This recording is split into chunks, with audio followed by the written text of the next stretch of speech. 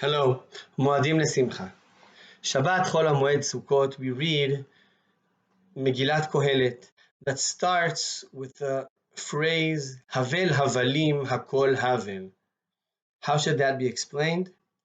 One of the explanations is that Hevel means things that are temporary, things that don't last forever, which is basically everything. Nothing lasts forever. Hakol Hevel. And Kohelet looks at the world in this, from this perspective that says that anything we do is not going to last forever. And things that don't last forever in the long term are meaningless. That's a very harsh way of looking at life. And Kohelet is not an easy Megillah to read and to accept his questions and conclusions. But there's another way of reading this first pasuk of Kohelet. It's not a description that everything is temporary and therefore everything is meaningless, but it's an order. Kohelet is ordering us, you must turn everything into be temporary. You must understand that the temporary things are so. Kohelet tells us, Havel Havalim. That's how the Ramban in his Drasha on Kohelet reads the pasuk. Havel as an order. You have to mahabil et havel. You have to take the things that are temporary and see them as such. This is a request for us to understand what are the correct priorities in life. What are the things that are hevel, that disappear within seconds? What are things that have a little bit more meaning? And what are the everlasting values that we live according to? Kohelet is very important to be read on Sukkot because Sukkot is telling us this, just exactly the same idea, maybe in a more optimistic tone. The Torah says, V'samachta b'chagecha. So why should one be happy on Sukkot? Could explain easily. Because of the success that the farmer has had.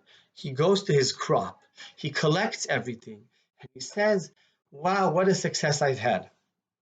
If he's a really good religious farmer, he's going to say thank you to Hashem that let him have this success, which is very important. But the Torah adds another idea to this concept of v'samachta b'chagecha. The Torah tells us, ושמחת בחגיך אתה ובנך וביתך ועבדך ואמתך והלוי והגר והיתום והאלמנה אשר בשעריך. When the Torah tells us to rejoice on Sukkot, the Torah tells us to do this together with the poor people, with the people that maybe it's not easy for them to be full of happiness, those that cannot be full of the feeling of the wonderful feeling of success, of being strong. No, your mitzvah of rejoicing on Sukkot is not fulfilled as long as you have done it only on your own. What does this have to do with Kohelet?